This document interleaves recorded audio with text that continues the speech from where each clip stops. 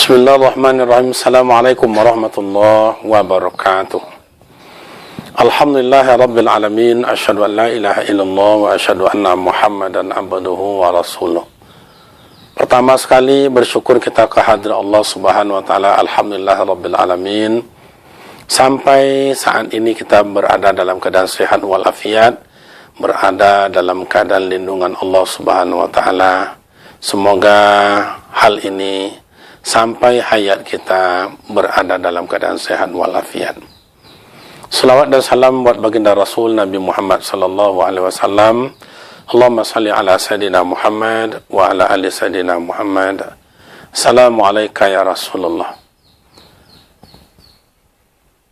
Akhir-akhir ini kita kebanyakan merasa takut keluar karena beberapa hal yang dilakukan oleh orang yang disebut dengan penyakit. Jadi, kalau awak tinjau dalam hidup, apa sebenarnya yang membuat awak takut itu? Yang menurut agama membuat awak takut itu, yang pertama karena kekosongan jiwa. Kalau dibawa kepada ilmu tauhid, kekosongan iman.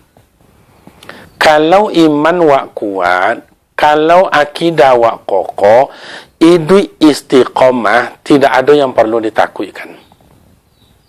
La takhab wa la tahzan, innallaha ma'ana. Tidak boleh takut, jangan takut dan jangan gentar. Innallaha ma'ana. Sungguh Allah Ta'ala itu bersama dengan kita. Bersama dengan kita itu maksudnya apa? Ittaqullah. Takutlah kamu akan Allah. Makna takut kepada Allah itu bertakwa. Bertakwa. Makin beribadat berarti makin bertakwa. Makin banyak beribadat berarti makin takut kita dengan Allah. Nya takut awak dengan Allah Ta'ala, takut jo harimau itu berbeda. Kalau takut awak dengan harimau, layu dengan harimau. Kalau tidak layu, selesai dia makannya. Tapi kalau takut awak dengan Allah Ta'ala, kajau Allah Ta'ala. Qajar Allah Ta'ala. Kamana awak bisa mengajar Allah Ta'ala? Salah satu di rumahnya. Di mana rumah Allah tu? Masjid. Maswau. Makanya beda dengan ama ayah awak zaman koma. Ama ayah awak koma takut bapa orang. Takut bapa orang, dek takut mati, maka larilah ke dalam soma. Larilah ke dalam rimbo. Maka lah masuklah ke dalam tanah di zaman Jepang. Takut. Tapi dengan Allah Ta'ala tetap nyoba ibadat. Tetap beribadat. Itu beza dengan awak kini. Cuba awak dokekkan diri ke Allah Ta'ala. Pasti Allah Ta'ala membimbing awak. Pasti Allah Ta'ala menolong awak. Kalau awak jauh dari Allah Ta'ala, berarti keimanan awak tipis. Kalau iman awak tipis, maka cobaan dan ujian silih berganti. Maka tak jadilah. Rumah tangga kacau, masyarakat kacau, negara kacau. Kenapa? Karena agama awak, iman awak, di mana sesuatunya iman awak. Sehingga masjid longang. Ketika awak takut kalau Ta'ala lomak mengasuh ibadat, cubalah nanti dalam Ramadan. Cubalah nanti dalam Ramadan. Payah sesama ke masawau, payah sesama ke masjid, tagaso di awak doke awak dengan Allah Ta'ala, maka tonang pikiran lomak perasaan awak. Lolok pun lomak, bazikir pun lomak, puasa pun lomak, babuko apa boleh. Boleh contoh uang dan menawo, pice nawo, geraga nawo, sate nawo, lope nawo, martabak nawo, tambah jelewo. Sedangkan uang yang tak nawo itu hanya ayu minum, ayu teh mani, ayu putih biasa. Begitu nyoba buka puasa terasa nikmat dalam hidup. Kenapa? Sebab dokek jual Ta'ala. Kini cubalah masjid sunyi. Memang sakit takui awak, penyakit takui awak, wabah takui awak. Tapi kenapa kalau Ta'ala awak tidak secara takui itu? Makanya Allah Ta'ala menyampaikan ke awak, ya ayyuhallazina amanu taqullah. Hai orang-orang yang beriman, takutlah kamu akan Allah. Haqqati, sebenar-benarnya takut. Kalau sebenar-benarnya takut itu bagaimana? Apapun awak buat, kau sandarkan ke Allah Ta'ala.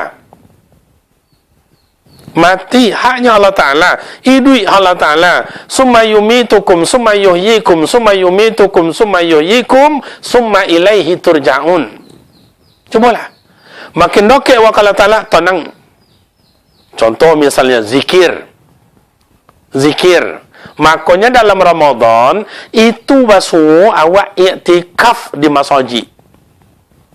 Iktikaf. Kenapa? Tanda uang bak iktikaf kalau Ta'ala tu tanda inyo takut kalau Ta'ala, maka buatlah ibadat. Sebab esok kalau balik kalau Ta'ala, pertanggungjawabkan hidup awak. Sementara hidup awak, Masya Allah, bergelimang dengan dosa, bergelimang dengan salah. Kalau dibaca dalam hidup awak, siapa awak sebenarnya? Tak perlu ditanyakan sama orang lain. Sebab awak sendiri yang tahu. Oh, pernah kau maliang, pernah kau gunjang, pernah kau manjur tanah uang, pernah kau Islam ambil ikan uang, pernah kau Islam main padusi, pernah kau mabuk, pernah kau kau berjudi, pernah kau merampok, segala macam. Yang tahu dia awak. Oh, dia tahajud tiap malam dan duha sekali setahun, dan hanya baca Al-Quran sekali hidup. Dan tentu awak kini wak bo sadar dia wak, insaf dia wak. Bapun cara kalau awak sadar kalau Ta'ala, sadari dia wak, insapi, muhasabah diri. Hasabah yuhasibu hisaban. Dihitung-hitunglah dia wak, kau buat amal ibadat awak. Semayang baponan ada, baponan tinggi. Puasa baponan ada, baponan tinggi. Infak baponan ada, baponan nindak bado. Oh, baca Quran bapa ayat pun ada, bapa juz lalu ada. Pokoknya hidup awak iko, cubalah preso dia awak. Tak perlu dipreso orang lain. Kalaulah sibuk preso dia awak, madoklah awak kala Ta'ala. Pas judu, maka sujudlah kamu. Sujud itu merupakan apa? Tanda awak takut kalau Ta'ala. Makanya kama saji awak innama ya'muru masajidallah man amana billah. Sesungguhnya yang meramaikan masjid itu siapa? Orang yang beriman dengan Allah. Kini yang beriman dengan Allah Ta'ala itu berapa uang dalam masyarakat? Imannya memang ada, tapi yang istiqomah itu berapa uang? Yang kuat imannya itu berapa uang? Jangan wabah datang, jangan penyakit datang, tak ada apa-apa selama itu aman-aman aja. Tapi yang datang ke masjid itu berapa uang? Ditambah dek tingkah-tingkah ikut sekata tambah hilang. Malah ada masjid berkunci. Seharusnya awak menokekkan diri kepada Ta'ala. Itu dari Anas bin Malik, itu Rasulullah menyampaikan itu. Bila kamu datang wabah diturunkan Allah ke bumi ini, tempat kamu lari adalah masjidnya Allah. Bila kamu lari ke masjid Allah, Allah akan memelihara kamu dan akan menjauhkan bala itu. Tapi bila kamu lari dari jalan Allah, maka penyakit itu akan datang. Nah, jadi Bapak Ibu, kaum muslimin, kaum muslimat dimanapun berada, coba awak renungkan di awak. Sampai ke mana-mana awak hidup kau, coba. Awak lah tua ke masjid tak jual. Awak lah tua ke masjid tak jual. Awak lah tua datang ke masjid tak ada. Datang membangun tak jual. Menolong tak jual. Menengok tak jual. Tu tambah gawat. Kini awak selaku anak muda, iman ada, ilmu ada, mai bertanggungjawab awak nanti di hadapan Allah. Bagaimana tanggungjawab di hadapan Allah? Gunakan di awak untuk kemaslahatan umat dan agama.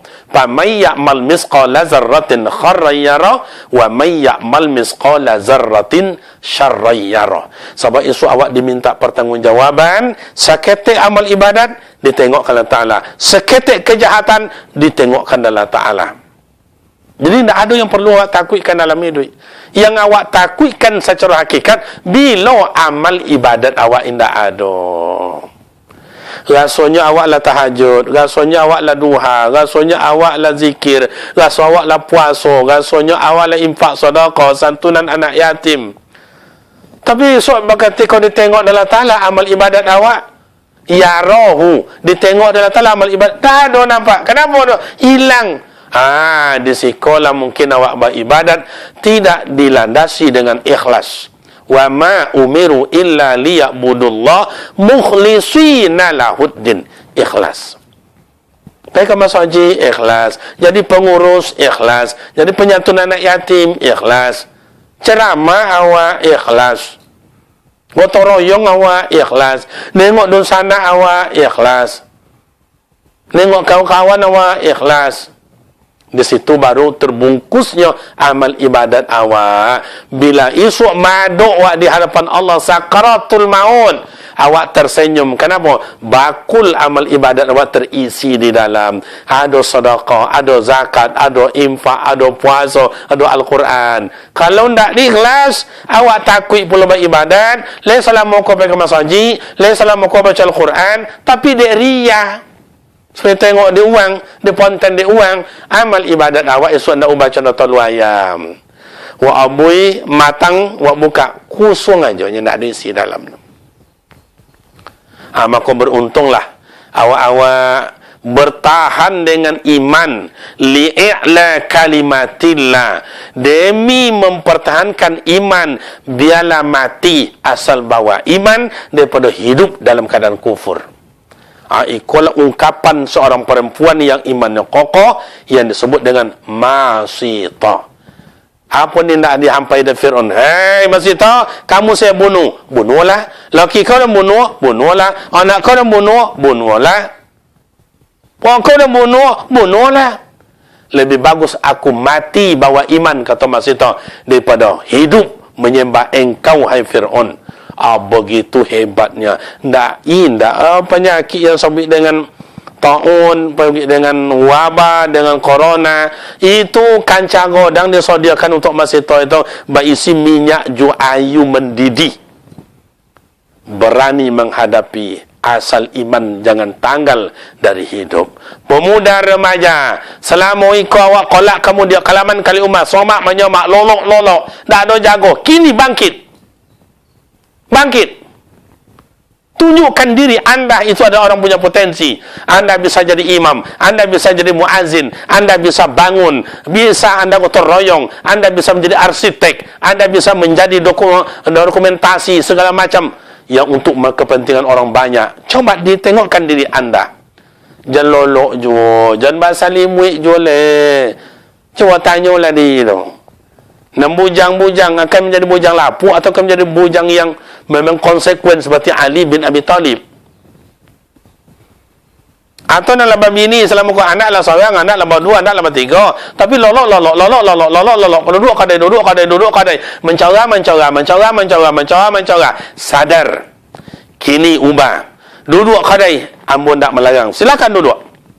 Mencora, silakan. Tapi tiba saat ke masjid awak. Kini saatnya orang banyak takut ke masjid. Awak tengokkan dia awak menjadi pahlawan, menunjukkan bahawa masjid adalah tempat lainnya, menunjukkan keimanan takut kehadiran Allah. Kalau lah layak ke masjid kalau Ta'ala beramal ibadat, insya-Allah itu sebut dengan makmurnya masjid.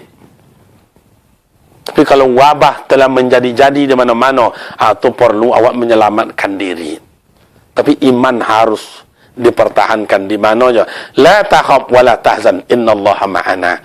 Siapa yang imannya kokoh, amal ibadatnya nampak dan kemudian penuh dengan keikhlasan, tiga ikut disebut dengan tali tiga sapilin, tungku tiga sajarang. Contoh apapun nakhoda kapal itu dikobekkan istilahnya di tepi pantai, kapal tak akan tenggelam sebab tali tiga sapilin. Contoh apapun orang Islam mengacau tu yang namanya kancah isi di dalam banyak, tapi tungku tiga sajarang, tak akan pernah istilahnya kancah akan jatuh dan akan terserak isi di dalam. Makanya iman harus kokoh, amal ibadat awak tunjukkan dan tutup dengan keikhlasan. Demikian Bapak dan Ibu dimanapun anda berada, rekan-rekan pemuda pada remaja, mari kita bangkit. Masjid adalah awak yang punya. Masjid adalah tempat awak bersama. Masjid Allah Ta'ala berikan berkah. Masjid dijadikan Allah Ta'ala tempat maghfirah. Masjid dijadikan Allah Ta'ala tempat ketenangan fikiran dan tempat ketenangan batin. Dan masjid Allah Ta'ala buatkan hati awak menanamkan tanam Ar-Rahman Ar-Rahim, hati yang penuh perhatian, penuh kasih sayang untuk menyantungi dan mempedulikan orang lain. Tentu semoga Allah Ta'ala hendaknya selalu memberikan awak keimanan, selalu memberi awak petunjuk, selalu dijauhkan Allah Ta'ala musibah dan bencana, sehingga kampung awak dimanapun awak berada menjadi kampung baldatun thayyibun wa rabbul ghafur. Demikian dan terima kasih. Silap dan salam mohon maaf. Wassalamualaikum warahmatullahi wabarakatuh.